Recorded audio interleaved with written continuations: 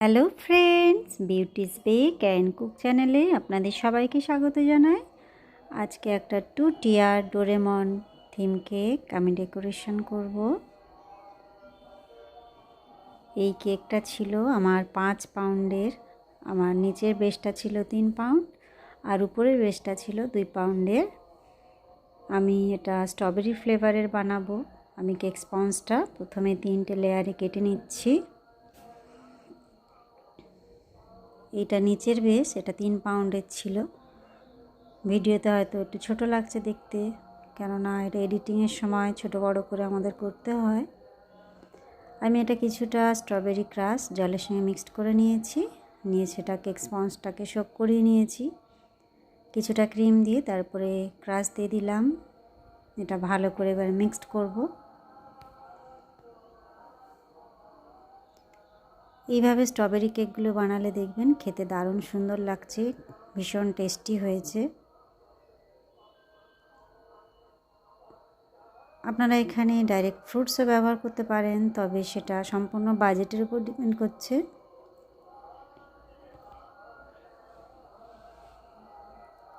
Cake sponge বানানোর সময় ইমালশানও ব্যবহার করতে পারেন। আমি একটা সহজ পদ্ধতি এটা দেখিয়ে দিলাম, এইভাবে বানিয়ে একবার দেখতে পারেন কেমন লাগছে খেতে। আমি এটা সেকেন্ড লেয়ার দিলাম, তার উপরে ক্রিম দিয়ে কিছুটা ক্রাশ দিয়ে দিচ্ছি। যেহেতু আমি স্পঞ্জের উপর যথেষ্ট ক্রাশ মিক্সড করা জল দিয়েছি, এই জন্য ক্রিমে অতটা দিচ্ছি না, তবে যতটা প্রয়োজন ততটাই দিচ্ছি। আমি এর উপর 3 নম্বর লেয়ারটা দিয়ে দিলাম, দিয়ে একইভাবে কেক স্পঞ্জটা সোক করাচ্ছি। যদি এইভাবে দিতে অসুবিধা হয় তাহলে একটা সিলিকন ব্রাশের সাহায্যে দিতে পারেন, খুব ইজি হয়ে যাবে। এখানে আমি প্রথমে ক্রাম কোট করে নিচ্ছি। ক্রাম কোট করে 10 মিনিট ফ্রিজে রাখবো, তারপর এর উপর ফাইনাল লেয়ার দেব। আমি এর উপর ফাইনাল লেয়ার দিচ্ছি।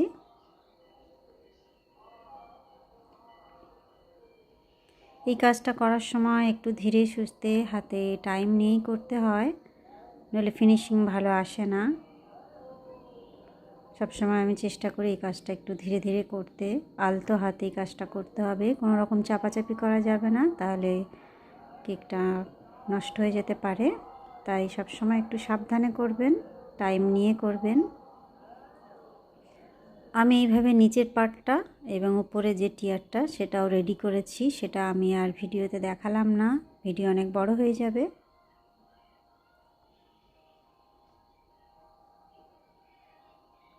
আমি কিছুটা blue colour food jail colour নিয়ে একটা স্প্যাচুলা দিয়ে নিচের পার্টে লাগিয়ে নিচ্ছি। এটা আমি পুরোটা কেকে লাগাবো না, জাস্ট নিচের পার্টটা একটু ব্লু রাখবো। স্প্যাচুলা দিয়ে লাগিয়ে নিয়ে একটা সিলিকন ব্রাশের সাহায্যে আমি একটু উঁচু নিচু ঢেউ খেলার মতো একটা ডিজাইন করে দিচ্ছি। এটা দেখতে কিন্তু দারুণ সুন্দর লাগে। আমি এটা উপরের পার্টেও দেখিয়ে দিচ্ছি। এটা আমি তৈরির সময়টা ভিডিও করিনি, একই জিনিস ডবল ডবল দেখাবো না, এই জন্য আমি এটা এইভাবে দেখিয়ে দিলাম আপনাদের। এটাও সিলিকন ব্রাশের সাহায্যে আমি ডিজাইনটা করে নিচ্ছি। আমি দুটো স্পঞ্জি রেডি করে নিয়ে 4 ঘন্টা ফ্রিজে রেখেছিলাম।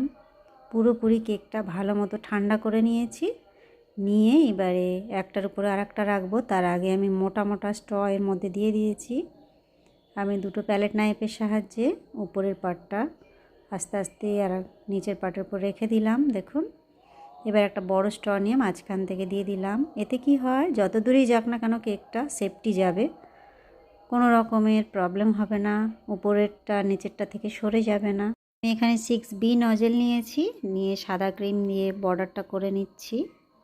আমি নিচেও একই নজেল দিয়ে করছি, তবে দুটো ডিজাইন দুরকম করেছি, একটু খেয়াল করুন।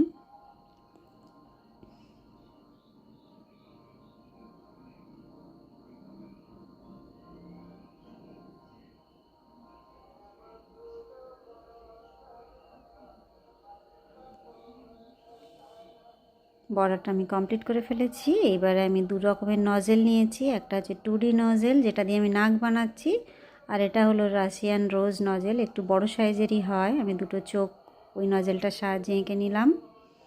এবার একটা টুথপিক দিয়ে বাকিটা এঁকে নিচ্ছি। তারপরে চকলেট গানাশ দিয়ে আউটলাইন করব।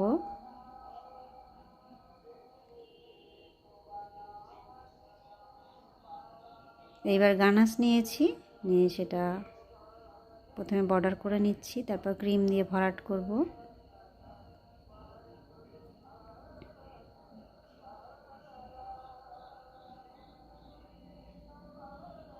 ডোরেমনের কেক এর আগেও আমি অনেকবার শেয়ার করেছি। এইটা আমার 2 টিয়ারের উপরে।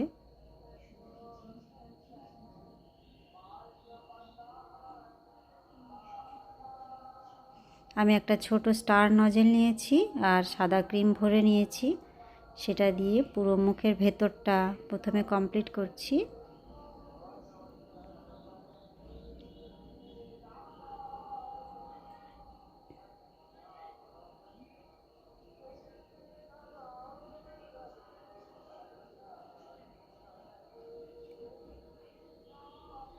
আমি লাস্টে আবারও গানাশ দিয়ে এটার বর্ডারগুলো আবার হাইলাইট করব। এখন হয়তো দেখে মনে হচ্ছে মুছে গেছে, কিন্তু না। আর আমি বাইরের অংশটা ব্লু ক্রিম দিয়ে ভরাট করছি, ছোট স্টার নজেল দিয়েই।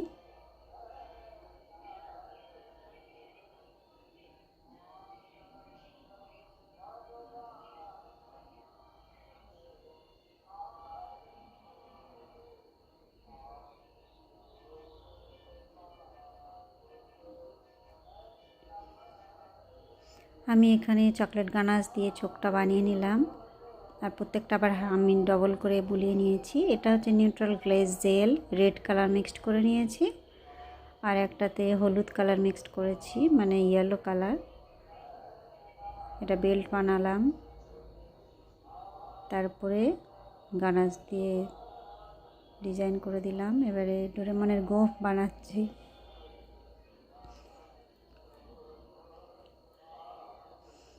আমি সাইডে নামটা লিখে নিচ্ছি। আমি প্রথমে একটা ডাইস দিয়ে নামটা লিখে নিয়েছি, সেইটাই চকলেট গানাশ দিয়ে প্রথমে বর্ডার করে নিচ্ছি। ভেতরটা অন্য কালার ক্রিম দিয়ে ভরাট করব। এইভাবে লিখলে কিন্তু দেখতে খুব ভালো লাগে।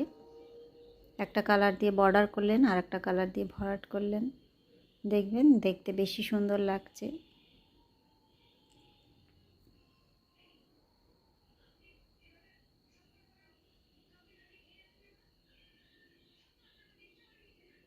এটা আমি রেড কালার ক্রিম দিয়ে ভরাট করছি।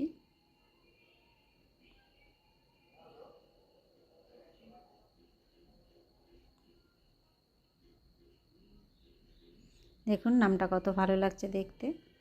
আমি এখানে কয়েকটা রোজ বানাবো। এটা বড় সাইজের রোজ নজেল, এর কোনো নাম্বার নেই, সরি, এই জন্য আমি নাম্বারটা বলতে পারলাম না। আমি দুটো হোয়াইট আর দুটো ব্লু, এই দুটো কালার করে আমি রোজ বানাবো। দেখুন আমি ধীরে ধীরেই দেখাচ্ছি কিভাবে আমি রোজটা বানাই। আমি একদম নিচের অংশে বোর্ডের উপরে রোজগুলো রাখবো। আর একটা সাদা বানাচ্ছি।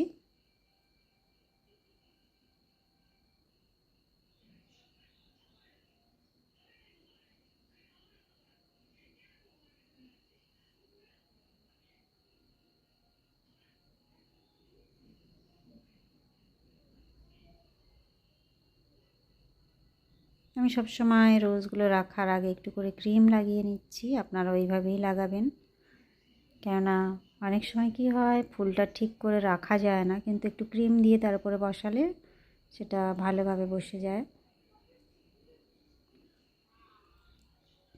ফুলটা একটু উঁচুও থাকলো, আপনি যেভাবে রাখতে চাইবেন সেইভাবেই ফুলটা থাকবে।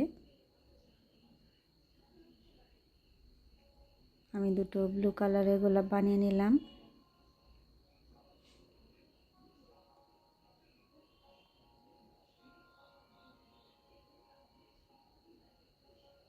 ব্যাস, কেকটা আমার কমপ্লিট বন্ধুরা। দেখুন কেমন লাগছে।